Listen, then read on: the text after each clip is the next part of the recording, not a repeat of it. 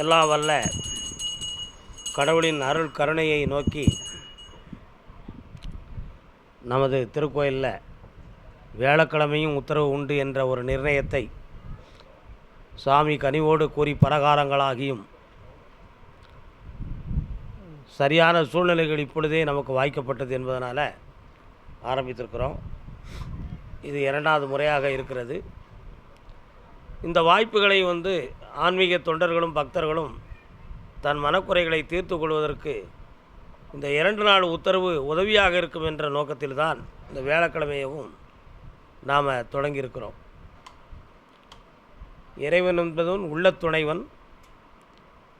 1000 துயரங்கள் தனக்குள் இருந்தாலும் எல்லா துயரங்களையும் தீர்க்கக்கூடிய ஒரு ஆற்றல் தான் கடவுளுங்கிற ஒரு சக்தி.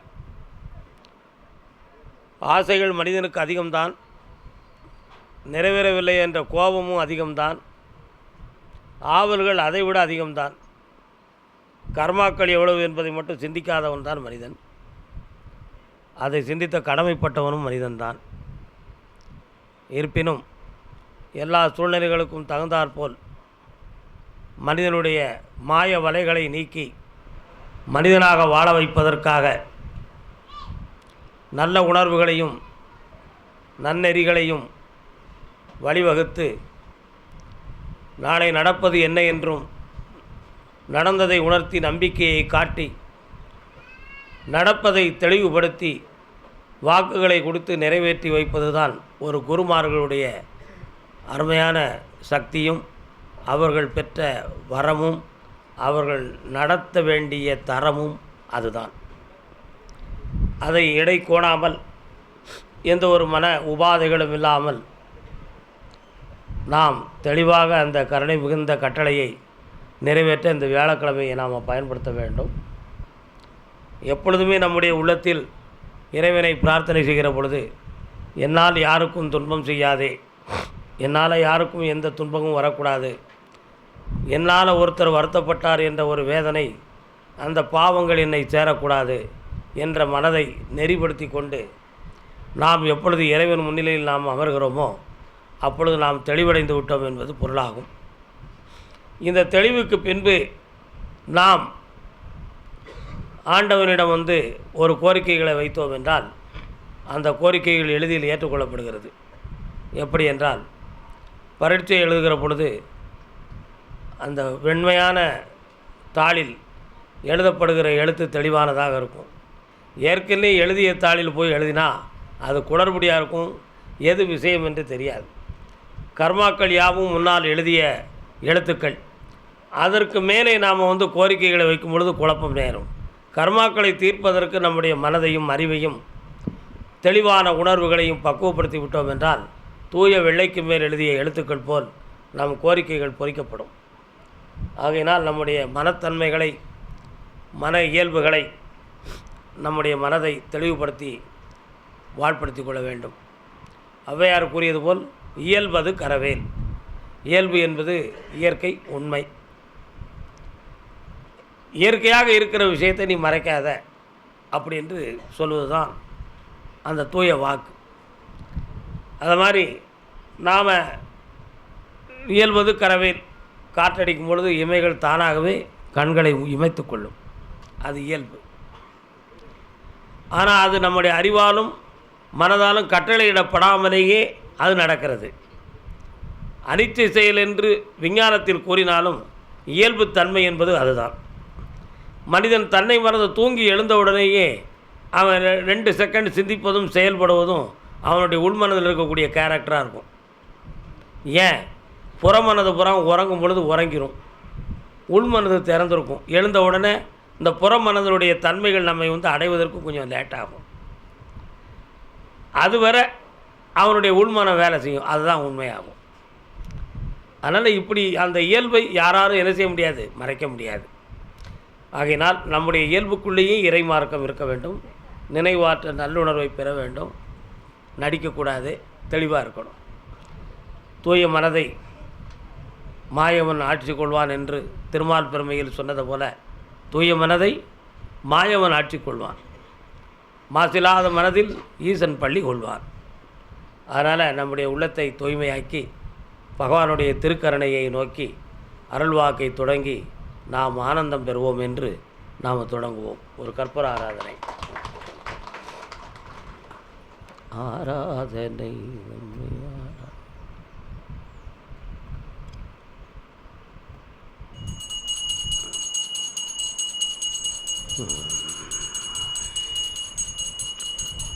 மாளிகைப்பாற கருப்பசாமி, மயில் வாகனத்தில் வந்த முருகா, வேலவா, விநாயகப் பெருமானே, என் குருநாதரே, பாண்டி சித்தரே, என்னோடு தவழுகின்ற மகா முனிவர்களே, சித்தர்களே, யோகியர்களே, கருப்பசாமி, உன்னை எங்கிருந்து நினைத்தாலும் எப்பொழுது அழைத்தாலும் அடியேனுக்கு காட்சி தந்து அருள் கொடுத்து எனக்குள் இருந்து உரைப்பதாக சொன்ன வாக்கின்படி வந்த மக்களுக்கு நல்வாக்கு கொடுத்து சொன்னபடி நடக்கும்படி கட்டளையிட்டு கூப்பிட்டு சொல்லணும்ப்பா.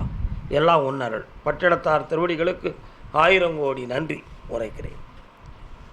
அப்படியா? சரி சரி, அதையே சொல்லுவோம். நாகர்கோவில் எல்லை. நாகர்கோவில் நாகர்கோவில் அம்மா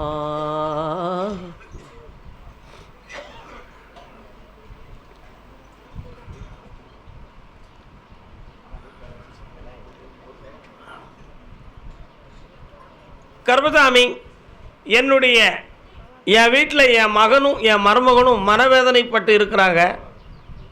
அவர்கள் இரண்டுவருடைய உள்ளத்தையும் தூய்மையாக்கி தெளிவுபடுத்தி வாழ வைக்கணும்னு கேட்டு வந்தவங்க. உன் மகன் எங்கே இருக்கான்? பையன் அவன் பொண்டாட்டி எங்கே இருக்கா? பின்ன இதுக்கு கேட்குறீங்க? மனவேதனைப்பட்டிருக்காங்களா?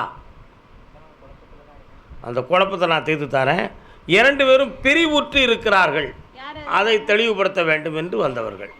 நீங்கள் நின்று கொள்ளலாம், கால் ஒன்று வரலாம், கால் ஒன்று வரலாம், நின்றுங்க. ஆனந்தம் விளையாடும் வீடு 4 அன்பில்கள் 2 முறை கால் விடணும். ஒன்றான கூடு இது ஆனந்தம் விளையாடும் வீடு. இமை போல 2 விழி காக்கும் தாயே, எது வந்த போதும் சுமை தாங்கி நீயே. பாட்டு எவ்வளோ அருமையான ஒரு பாடல் தெரியுமா? ஒரு ஆம்பளை பாடுறான் அந்த பாட்டை. இமை போல 2 விழி காக்கும் தாயின்னு மனைவியை சொல்லுதான். எது வந்த போதும் சுமை தாங்கி நீதான்னு சொல்லுதான். எந்த துயரம் வந்தாலும் சந்தோஷம் வந்தாலும் எல்லாமே உன்னைத்தான் சேரும்னு சொல்லி மனைவியை சரணாகதியாக நினைக்கான். அப்படி நினைக்கக்கூடிய அளவுக்கு அவள் வாழ்ந்திருக்கா. ஆனால் அப்படி ஆம்பளை நினச்சி வாழ்ந்து கொண்டிருக்கும் பொழுது திடீர்னு ஒரு கல்லை தூக்கி ஒருத்தன் உள்ளே போடுதான். அந்த கல் என்ன கல்? பணக்கல். என்ன கல்? பணக்கல். அந்த கல்லை தூக்கி உள்ளே போட்டோன்னு 2 பேருக்கும் கருத்து வேறுபாடு வருது. அந்த கருத்து வேறுபாடு வந்தோடனே நீ உன் இஷ்டத்துக்கு சாப்பிட்டுக்க, நான் என் இஷ்டத்துக்கு சாப்பிடுவேன். நீ உன் இடத்துல தூங்கிக்க, நான் என் இடத்துல தூங்கிக்கிடுவேன். என் விஷயத்தில் நீ ரொம்ப கான்ட்ரிபியூஷன் பண்ணக்கூடாது. என்றைக்கு எனக்கு மனசு வருதோ அன்றைக்கி உன் கூட இருப்பேன். அப்படின்னா என் லைஃப்பை நான் பார்த்துக்கிடுவேன். அப்படிங்கிற மனநிலைகள் இப்போ அங்கே ஓடிக்கிட்டு இருக்குது. இதுக்கு காரணம் பணம் அப்படின்னு ஒரு உத்தரவு மேலேருந்து வந்திருக்கு. கால்னு சொல்லலாம்.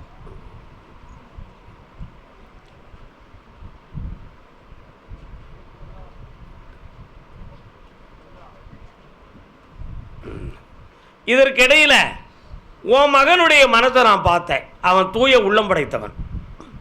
அவன் தன்னுடைய பெற்றோர்களை கடவுளாக நினைப்பவன். அதே மாதிரி மாமன் மாமியார்களும் தனக்கு பெற்றோர்கள் தான் என்ற நல்லுணர்வு கொண்டவன்.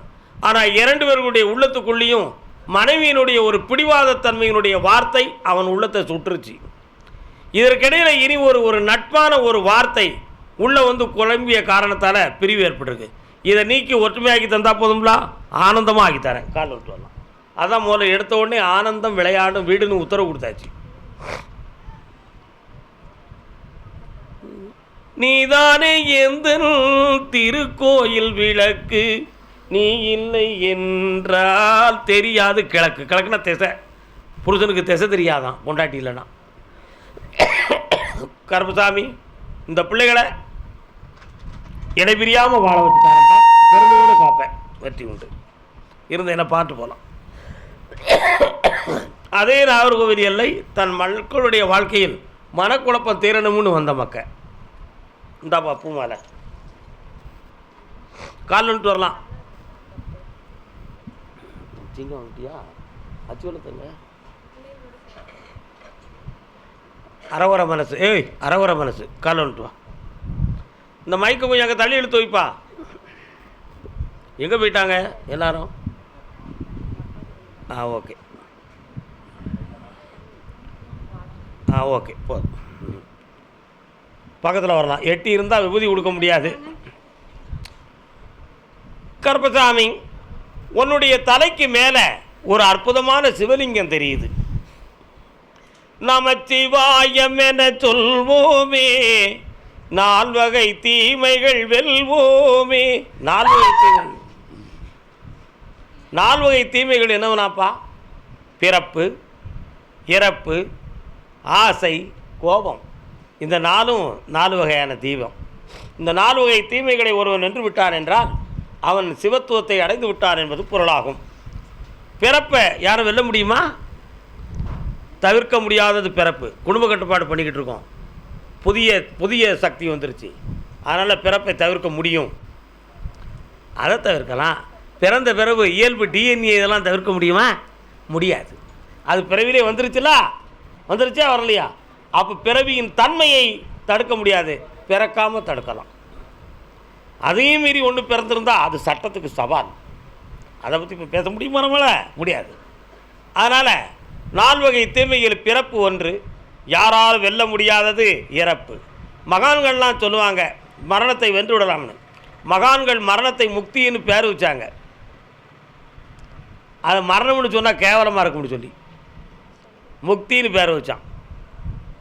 அதனால் சாகலை, முக்தி அடைஞ்சிட்டேன். சரி, ஓகே. சில பேர்கள் தத்துவமாக எங்களுக்கு சாவே கிடையாது, நாங்கள் புதைக்கப்படவில்லை, மீண்டும் முளைத்தெழக்கூடிய சக்தியாக இருக்கிறோம் என்று சொல்வார்கள். இப்படி ஒவ்வொருத்தரும் பேரை மாற்றிக்கிட்டான். ஆனால் சரீரத்தை விட்டு பிரிஞ்சது தான். என்ன செய்ய முடியாது. அப்போ பிறப்பு இறப்பு என்னும் 2 தீமைகளாச்சு. ஆசை, வேணும் வேணும் வேணும் வேணும் வேணும் ஆசை. அது துன்பத்துக்கு காரணம்னு புத்தரை சொல்லிட்டாரு. அது ஒரு பிணி. ஆசை என்பது ஒரு பிணி, ஒரு நோய்.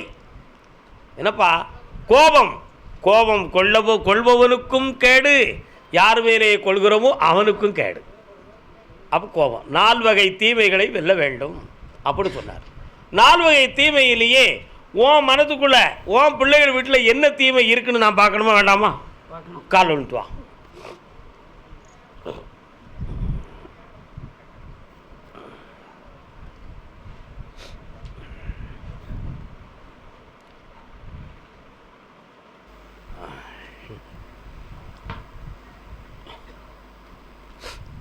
மனைவியினுடைய மருமகளுடைய மனசுக்குள்ள ஒரு ஆசைப்பிணி இருக்குது. அந்த ஆசைப்பிணி வெளிநாட்டுக்கு போக சொல்லவா வேண்டாமா, இங்கேயே இருந்து தொழில் பார்த்துக்கிடுவோமா, அதுக்கு ஒரு அற்புதமான ஒரு இன்வெஸ்ட்மெண்ட் பண்ணதுக்கு வேண்டிய ஏற்பாடை பண்ணணுங்கிற ஒரு கருத்து மனதுக்குள்ளே தோண்டியிருக்கு. அதை பேச்சுவார்த்தை நடத்துகிற பொழுது 2 பேருடைய உள் மனதுக்கும் ஒரு தெளிவான விடை இன்னை வரை கிடைக்கல. புரியுதா? ஒரு வீடு அமைக்கணுங்கிற ஒரு சிந்தனை அவங்க உள்ளத்துக்குள்ளே தோண்டியாச்சு. அது தோன்றி ஆனால் நிறைவேற்ற முடியாத மனக்குறைகள் தோன்றியிருக்கு. அது மட்டும் இல்லாமல் உனக்கு பக்கத்தில் சிவலிங்கமே தெரிஞ்சாலும் கூட நின்று அருவாளை பிடிச்சிக்கிட்டு ஒரு சொல்லமாட சாமி நிற்காரு. புரியுதா? அவரை போய் நான் கேட்டேன், என்னப்பா இந்த பிள்ளைகளுடைய கஷ்டத்துக்கு என்ன காரணம்னு கேட்டேன். 3 ஆண்டு காலங்களாக மாந்திரிகத்தால் பாதிக்கப்பட்ட குடும்பம் உன் குடும்பம். அதில் உன்னுடைய வருமானங்கள் குறைவு, உன்னுடைய மனதுக்குள் குறைவு, நெஞ்சு எரிச்சல் போன்ற வேதனைகள்லாம் உங்கள் உடம்புக்குள்ளே இருக்கா? இவைகள்லாம் நடக்கு. இது மட்டும் இல்லாமல் வீடு குடும்ப சம்பந்தமான பகைகளெல்லாம் கூடி வேதனைகள் கூடி உங்களுக்கு இருக்க விடக்கூடாதுன்னு சொல்லி மாய வேலை மந்திரங்கள் செய்து துன்பப்படுத்திக்கிட்டு இருக்காங்களாம். இவைகளில் நீங்கள் பாதிக்கப்பட்டல நீயும் உண்டு, உன் மகனுக்கு ஒரு பக்கத்து காலில் வலியும் உண்டு. ஏடா கால் வந்துட்டு இவைகளெல்லாம் சரி பண்ணி வெற்றியாக்கி கொடுப்பது தான் நம்ம ஐயா கருப்பசாமியுடைய கருணை. அதனால் எல்லாரும் நல்லா இருப்போம், எல்லாரும் நல்லா இருப்போம். கருப்பசாமிக்கு இந்தா உன் பிள்ளைகளை குழப்பாமல் இந்தியாவில் வாழவா வேண்டாமன்னு முடிவெடுத்திருக்கானே. அதனால் 3 வாரம் பொறுமையாக இரு. 2 பக்கமும் வாழ்வதற்கு வழியும் தாரேன், தொழிலும் தாரேன், இன்னும் 1 கோடி ரூபா சம்பளமும் தாரேன். இப்படி வெற்றி உண்டு. நல்லா இருங்க என் செல்ல மக்களே. அன்னதானம் சாப்பிடாம போயிடாதீங்க, சாப்பிடுங்க. பழக்கத்தை கருப்பசாமி. ஆமாம், திண்டுக்கல். யாரப்பா திண்டுக்கல்? நண்டுக்கல். மீண்டும் அழைக்கிறேன், மீண்டும் அழைப்போம். போய் நிக்கிறவங்க போய் உட்காந்துக்கோங்க. திண்டுக்கல் வாங்க.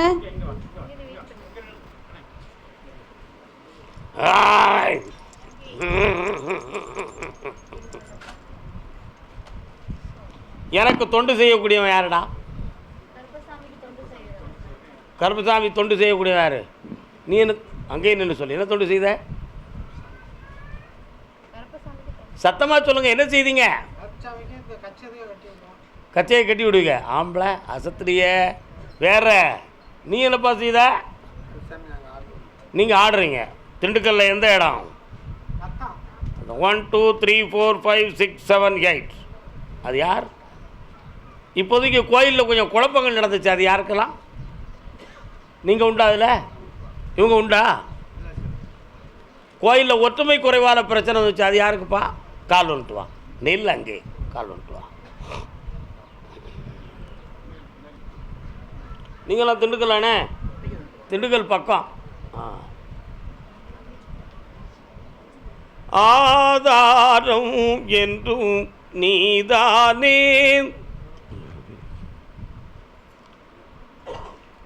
உன்னுடைய கட்டுமனைக்கு நான் போய் பார்த்தேன். கோவில் குழப்பம், கோவில் சாமி ஆட்டம் இவைகளெல்லாம் ஒரு பக்கம் இருந்தாலும் வம்சப்படிப்படி உங்களுக்கு சாமி ஆட்டம் வரணும். அது உனக்கு இப்போ வருதா? ஆனால் அந்த வம்சவழியில் உள்ளவங்களுக்கு தடையில்லாமல் நடத்தி கொடுக்கேன். கோயிலை ஒற்றுமையாக வாழ வைக்க வழிவகுத்து தந்துடுறேன். உன் வீட்டில் ஒரு பிள்ளை கரை செய்கிறதுக்காக நீ காத்து இருக்கடா, அதை வெற்றிகரமாக நடத்தி தந்தா போதுமா? வச்சுதாரேன், போய்ட்டோம். மச்சின மகனை அது ஆம்பளை சொந்த பந்தத்தை விடக்கூடாதுன்னு நினைக்கிய. ஏய் கால் வந்துட்டா பாப்பா. நான்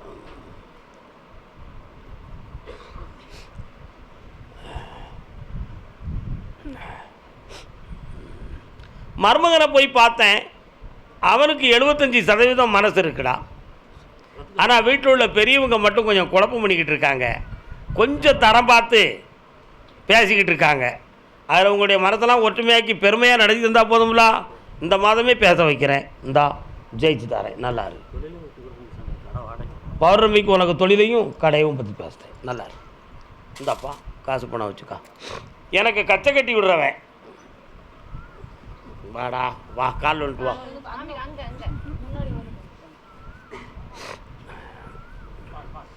அப்பா அப்பா அப்பா, இன்னொரு தடவை கால் வந்துட்டு அப்பா அப்பா.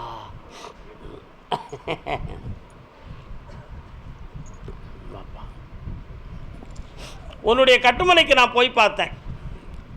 காலம்புறா உன்னை கையெடுக்கும். என் பிள்ளைகளுக்கு பெரிய நெஞ்சு வேதனையை கொடுத்து எங்களை வாழ விடாமல் தடுத்துக்கிட்டு இருக்கிய நீயா அல்லது வேற யாருமா அப்படின்னு கேள்வி கேட்கையாமலா என்ன? அதனால் நைட்டெல்லாம் தூக்கம் இல்லாமல் வேதனைப்படுத்திக்கிட்டு இருக்க. ஒரு பிள்ளைகளுடைய வாழ்க்கை உனக்கு குழப்பத்தை தந்துக்கிட்டு இருக்கு. வெற்றியாக்கி தந்தா போதும்ல. கால் வந்துட்டு வா. என்னது இது காணலையா? கட்டு பார்ப்போம். வா. வேற என்னப்பா வேணும்?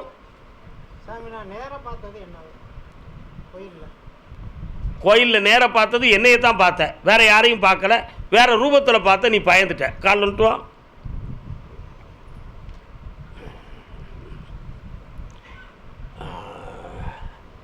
ஏய், உன்கிட்ட இன்னொரு உண்மையை சொன்னால் சமுதாயம் குறைஞ்சிருமே.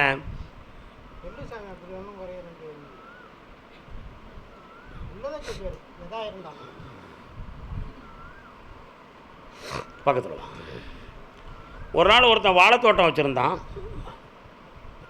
வாழைத்தோட்டம் நான் ஒரு கதை தான் சொல்லுதேன், பெரிய விஷயமா நினச்சிடாத. அப்போ வாழைத்தோட்டம் வச்சுருக்கும் போது ஒரு சாமி அங்கே காவலுக்கு இருந்துச்சு. ஐயா கருப்பசாமி, ஏன் கோயிலில் ஏன் தோட்டத்தில் இருக்க வாழைக்காய் யாரையும் களவாண்டக்கூடாது ஐயா அப்படின்னு அவன் சொன்னான். களவாங்க மாட்டாங்கடா, நான் உனக்கு களவாங்காமல் காப்பாற்றி தரேன்டா அப்படின்னு அவனை கொடுத்துருச்சு. அதனால் இன்னொருத்தர் களவாணி பைய வந்தான். பிழைப்புக்கு வழியில் 2 கொலையை வெட்டிக்கிடுதேன், என் பிழைப்புக்காக நீ இறக்கப்படுப்பா அப்படின்னா. சரிடா உன்னையும் காப்பாற்றுறேன்டா அப்படின்ருச்சு. 4 வாழைக்கொலையை வெட்டி கொண்டு போய் விற்றுட்டு வந்துட்டான். 4 வாழைக்கொலையை கொண்டு விற்றுட்டு வந்துட்டான். களவாணி என் கண்ணுக்கு தெரியக்கூடாதுன்னு கேட்டே, அவன் களவாங்கும் போது நீ பார்க்கல. உன் பிழைப்பை காப்பாற்றணும்னு சொன்னியே, நீ களவாண்டா நான் உன்னை காட்டி கொடுக்கல. இது சாமி சமாளிச்சுதா மனுஷன் சமாளிச்சுதா? அப்போ சாமி சும்மா தானே இருக்கு. கால் வந்துட்டு வா. இப்போ புரிஞ்சுக்கிடுவ நீ எல்லாமே.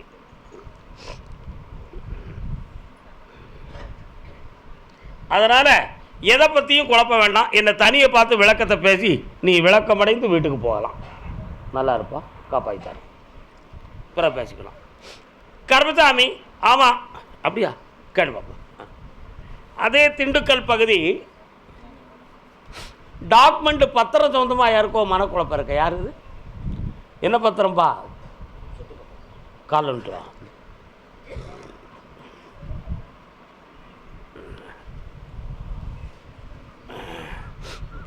கருப்பசாமி 14 ஆண்டுகளுக்கு முன்னாலேயே டாக்குமெண்ட்டில் பிரச்சனை தான் என்ன.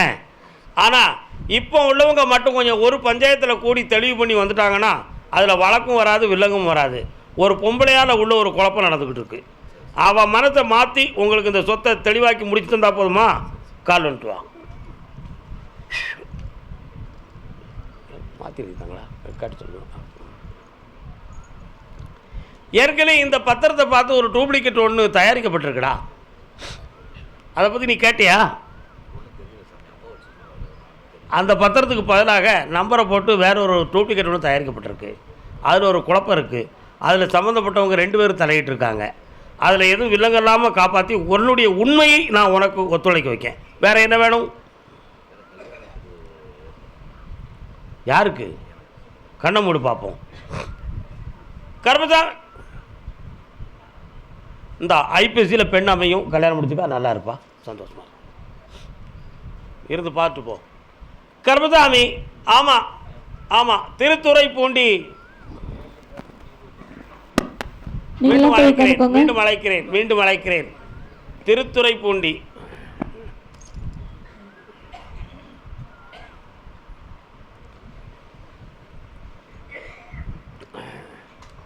உன்னுடைய கட்டுமனைக்கு நான் போய் பார்த்தேன். போகிற வழியில் இடது பக்கத்தில் ஒரு பெருமாள் இருக்காரா? அது பெருமாள் தானடா. ஸ்ரீராமா ராமா ராமா. இன்னொரு தடவை கால் வந்துட்டு வா. அது என்னமா அப்படியா? என்னப்பா வேணும் உனக்கு? உண்மையை சொல்லணுமா பொய் சொல்லணுமாப்பா? உண்மையை சொல்லணுமா? நீ பொறுத்துக்கிடுவியாடா? கால் வந்துட்டு வா.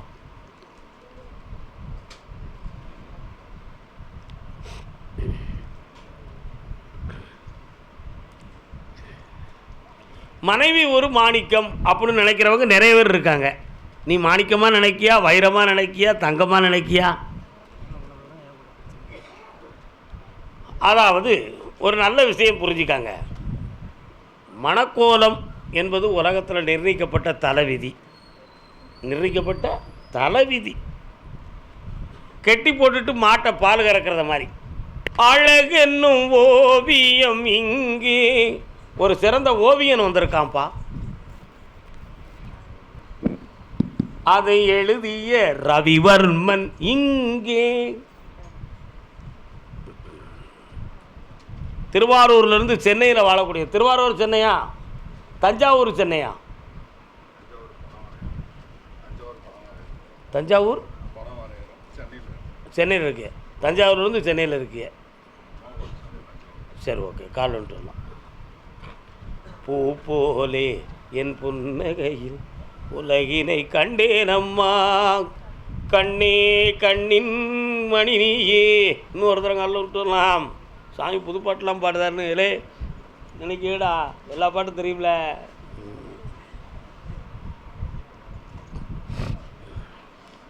மாசிலா நிலவேனம், இது ரொம்ப காலத்து பழைய பாட்டு. பக்கத்தில் வாங்க மகனே. என் முன்னால் உட்கார்ந்துருக்குங்கிறதுக்காக ரொம்ப குடஞ்சி சொல்லி உன் உள்ளத்தை புண்படுத்துறதுக்கு நான் ஆசைப்பட மாட்டேன். உன் பிள்ளையை பற்றி ஒரு மனக்குழப்பம் உன் உள்மனத்துக்குள்ளே இருக்குடா. பூவாக உதிர்ந்து கிடக்கு. அவள் வாழ்க்கையை பெருமையாக நிம்மதியாக்கி நடத்தி தந்தால் போதுங்களா? உன் மனம் கோணாமல் வாழ வச்சு தரேன். முதல் உண்மை. ஒரு சொத்து பத்திரம் சொந்தமாக உன் மனத்துக்குள்ளே மண்டையில் ஒரு வெற்றி கிடைக்காம இடிச்சுக்கிட்டே அலையுத.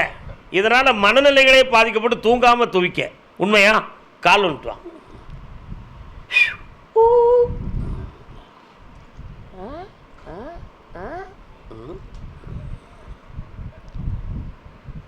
ரயில் ரோடு எங்கப்பா இருக்கு?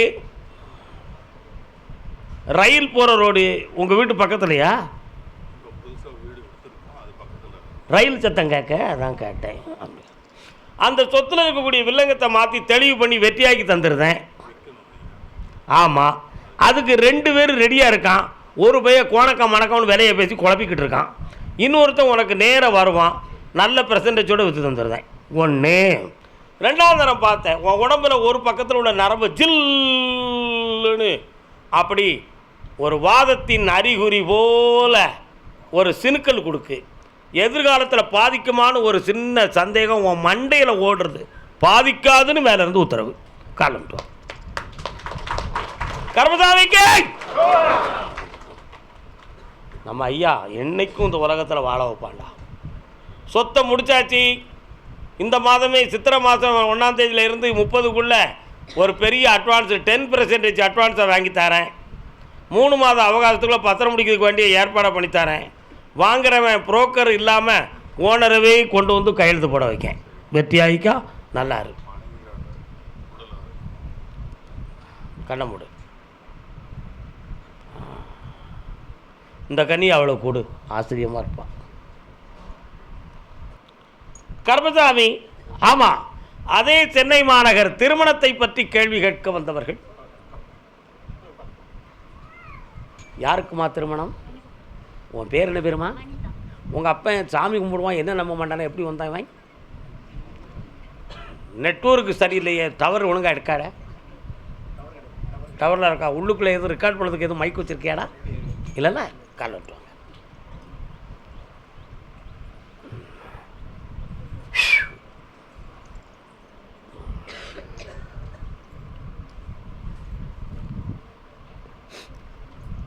வருகவே வருகவே. ஏதோ ஒரு சன்னிதானத்துக்கு போயிட்டு வர சொல்கிறேண்ணே. எங்கேயெல்லாம் போனீங்க? அபிராமியை கும்பிட்டீங்களா? முன்ஜென்ம பாவம் தீர்வதற்காக அபிராமியை கும்பிட சொன்னேன். என்ன இப்போ அதெல்லாம் சரியாயிடுது. அமிர்தகடேஸ்வரரை பார்த்தேன். காலசம்கார மூர்த்தியை கும்பிட்டீங்களா? எங்கே பார்க்க இருக்கார் அவர்? சிவன் கோயிலுக்குள்ள இடது புறத்தில் மேற்கு திசையை நோக்கி இருப்பார். இருக்காரா? பார்த்து கும்பிட்டியா? நீ மட்டும் எழுந்துச்சு தாத்தாவை கும்பிடுவா.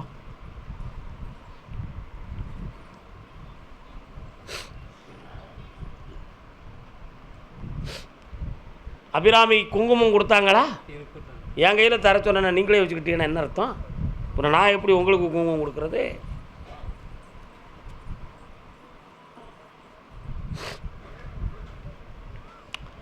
இப்போ இந்த வைகாசியில் நம்ம நல்ல வரம் நமக்கு வந்து சேர்ந்துருப்போம். என்ன உன் மூலமாகவே வந்துடும். உன் மூலமாக நீ ஒன்றும் தேடி போகல, நெட்டில் போட்டு அடித்து எடுத்துருவோம் நம்ம வெளியில். என்ன அப்பா தாளம்பூ குங்குமம்ல, அது அருமையான குங்குமம் ஆச்சா. வா பக்கத்தில் வா. இனி மாங்கல்ய தடை இல்லை. பிறக்கிற பிள்ளை பிள்ளை ஒரு பெண்மகள் பிறப்பா அபிராமின்னு பேர் வைக்கணும். சுவாமியே சகல காரியம் புண்ணியங்கள் நடக்கும், வெற்றி அடையும். என்னைக்கும் மங்கள குங்குமத்தோடு நெடுவோடி வாழ்வாய். வைகாசி 30க்குள்ளே நல்ல ஜாதகத்தை கொண்டு வந்துடுவோம். ஆவணிக்குள்ளே கல்யாணத்தை முடிச்சிருவோம். என்ன குடும்பத்தில் அந்த மாப்பிள்ளை 2வது பையனாக இருப்பான். 2வது பையனாக இருப்பான். நல்ல பையனாக இருப்பான், படிச்சிருப்பான், கம்ப்யூட்டர் செக்ஷன் தெரிஞ்சவனாக இருப்பான், ஃபாரினில் போய் வேலை பார்க்கக்கூடியவனாக இருப்பான். ஏற்றுக்காங்க, நல்லா இருங்க. வேறு என்னப்பா வேணும்?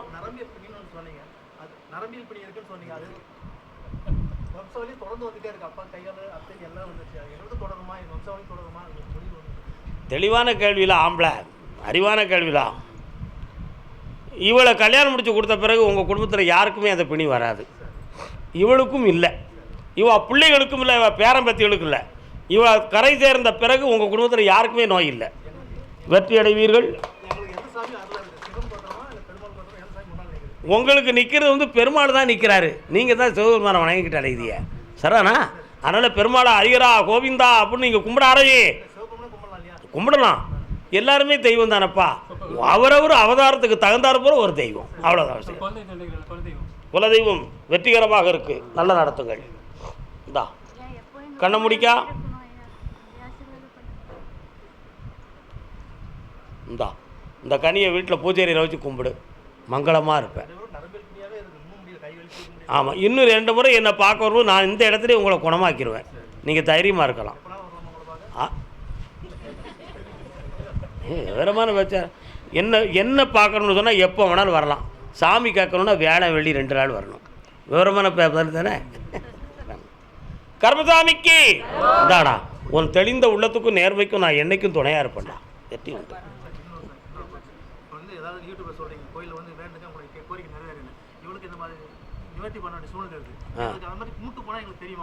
நிச்சயமாக தெரியுமா, அதில் என்ன சந்தேகம்?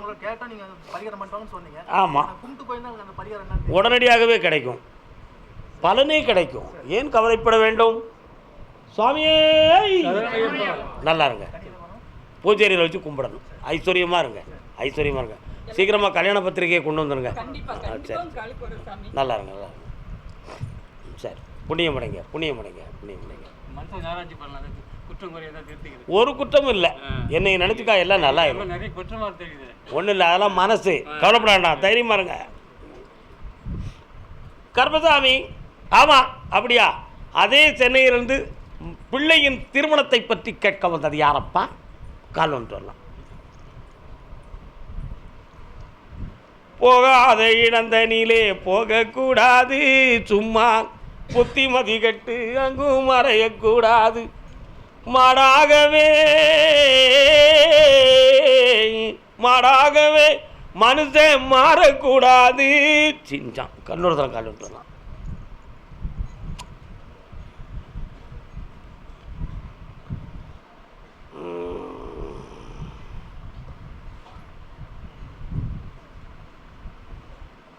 உன் வீட்டுக்குள்ளே போய் பார்த்தேன், அன்னை பராசக்தியின் சொரூபம் உன் வீட்டுக்குள்ளே அம்மன் தெய்வமாக இருக்குது. அதே மாதிரி இப்போ 6 மாத காலமாக உன் பிள்ளைகளுடைய மனசை பற்றி உனக்கு ரொம்ப குழப்பம். அந்த குழப்பத்துக்குள்ளே வேறு எதுவும் நட்பு பாசம் பற்று என்பது பதிந்து நம் மனதை மீறி எதுவும் குழப்பம் நடக்குமோ அப்படிங்கிற ஒரு சந்தேகம். அப்படி எதுவும் நடந்திருக்கா நடக்கலையாங்கிற உண்மையை தெரிஞ்சு அதன் வழியில் நம்ம போய் நம்ம பிள்ளை வாழ்க்கையை நல்லாக்கிட்டா தெளிவு கிடைக்குமே அப்படிங்கிற ஒரு எண்ணம். உண்மையா இல்லையா? கால் ஒன்றுலாம். எங்கே நீயோ நானும் அங்கே உன்னோடு. நல்ல பாட்டுது. பிள்ளைகளுடைய மனசை உன்னுடைய பாதைக்கு கொண்டு வந்து மங்களகரமான வாழ்க்கையை நான் அமைச்சு தந்துடுறேன். 6 மாத காலம் அவகாசம் சனி பகவானுடைய ஏறிட்டு பார்வை இருக்குது. இப்போ நம்ம வாழ்க்கையை பற்றி பேசினா அதுக்கு எதிர்வாதமும் மனக்குழப்பம் மிகுந்த பதிலும் தான் இருக்குமே தவிர தெளிவு கிடைக்காது. ஆனால் இங்கேருந்து போய் பார்க்கும்பொழுது ஆஞ்சநேய மூர்த்தி வரார். உங்கள் எல்லையில் ஆஞ்சநேயர் எங்கேப்பா இருக்கார்? அவருக்கு ஒரு அர்ச்சனையை பண்ணிக்கா. என்ன எல்லாம் வெற்றியாக நடக்க வைக்கிறேன், என்னையை இருந்து பார்த்துட்டு போ. வேறு என்ன வேணும்? அதைத்தான் நான் இவ்வளோ தரமும் புலம்புணுன்னு புலம்பியிருக்கேன். நீ தான் கட்டிக்கிடலை.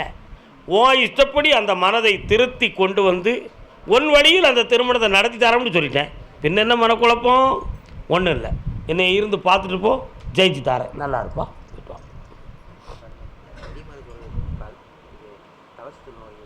யாருக்கு?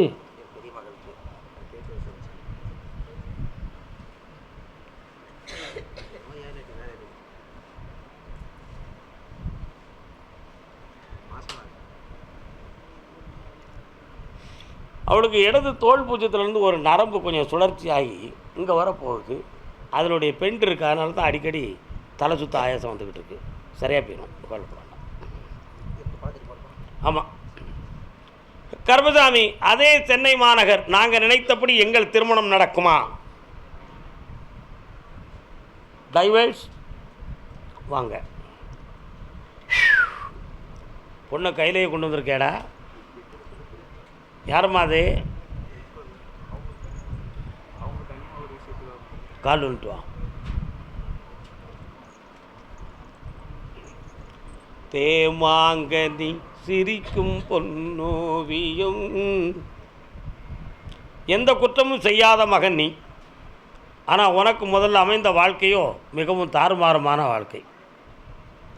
இப்போ நீ ஒரு பெண்ணை தேர்ந்தெடுத்திருக்க, அது இந்த திருமணத்துக்கு சரியாகுமா, நம்ம வாழ்க்கைக்கு எல்லாரும் பொருத்தமாக நடத்தி தந்துடுவாங்களா அப்படிங்கிற ஒரு மனக்குழப்பம் உள்ளத்தில்.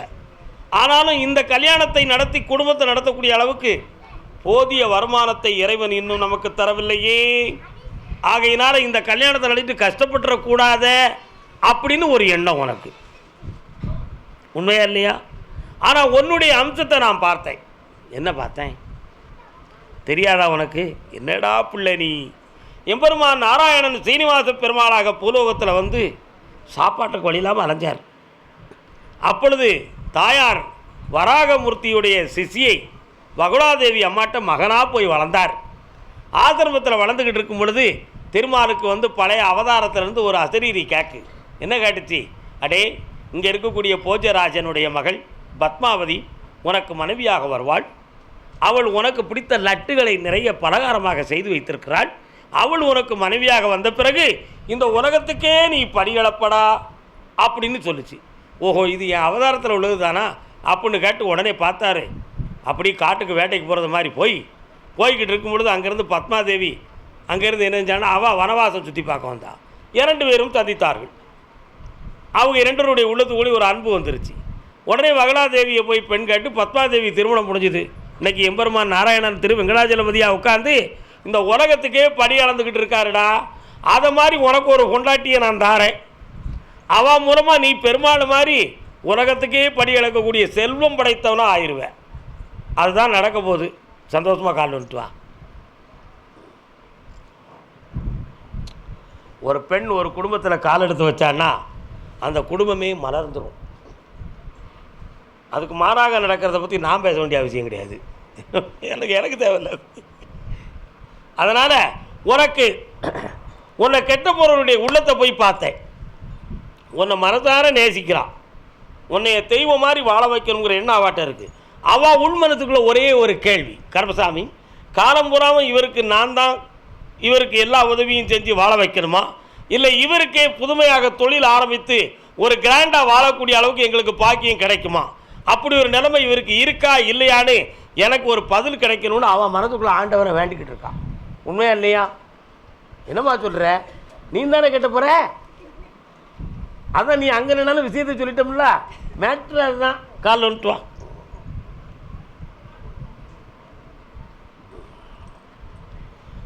கருப்பசாமிக்கு இந்தாடா, எம்பெருமார் கிருஷ்ணர் பாண்டவர்களை கூட்டு வந்து துரியோதனம் பங்களித்து கொடுக்கும்பொழுது வெறும் பூமியை கொடுத்தான். குண்டும் குழியும் திண்டும் திரடமாக இருந்துச்சு. உடனே கிருஷ்ணர் பார்த்தார். கிரியாசக்தியை பயன்படுத்தி இந்திரனை வள வைத்து, அப்பா இந்த இடத்தை உன்னுடைய மாய சக்தியால் மாட மாளிகை கோட கோபுரமாக்குனார். அந்த இடமெல்லாம் மாட மாளிகை கோட கோபுர அரண்மனையாக மாறிடுது. அதை மாதிரி கிருஷ்ணனுடைய அவதாரத்தில் அவர் செஞ்ச மாதிரி அவர் பிள்ளையாகிய கருப்பசாமி கிரியாசக்தியை கொடுத்து மாட மாளிகை கோட கோபுரம் பொன்பொருள் எல்லாம் தேடி கொடுத்துட்டேன்டா. நல்லாரு ஐஸ்வர்யமாக வாழுவேன். வெளிநாட்டுக்கு போய் சுற்றி பார்த்துட்டு வாங்க, ஒரு ப்ராஜெக்ட் ஆரம்பிச்சுக்காங்க, நல்லா இருந்துக்காங்க.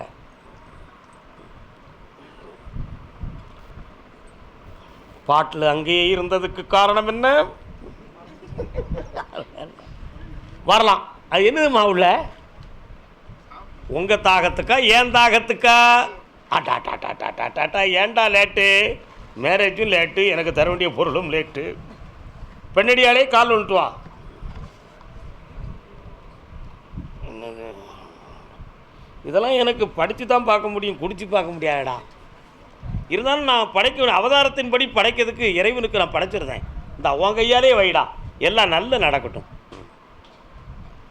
வா உட்கார். என்ன திடீர்னு கோர்ட்டுக்கெல்லாம் போகுது என் குதிரை? என்ன விஷயம்? அப்படியா? அதை ஜெயிச்சுட்டா போதுமா? ஜெயிச்சுட்டா உங்களுக்கு எத்தனை வீடு கிடைக்கும்? இருக்கு. சரி, அந்த பணத்தை நான் வாங்கி தரதுக்கு தான் அந்த கேஸை எடுத்தோடனே நானே எடுத்தேன். அந்த நீதிபதியை பார்த்தேன். அவர் மனசாட்சியில் இது உண்மைதான் அப்படிங்கிற ஒரு முடிவுக்கு வந்துட்டார்.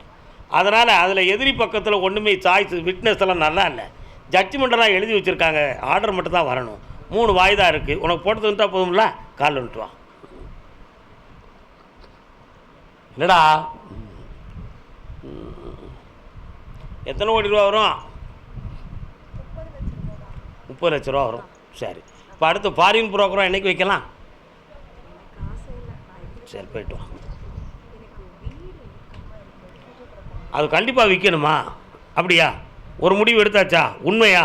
கண்ணை மூடு. கருப்பசாமிக்கு பற்றி விடு. இந்த கனியை கொண்டு அந்த வீட்டில் போய் விலையாயிரும். அந்த கேஸையும் அடித்தாச்சு. வேறு என்ன வேணும்? விற்று தந்தாச்சு. வேறு என்ன வேணும்?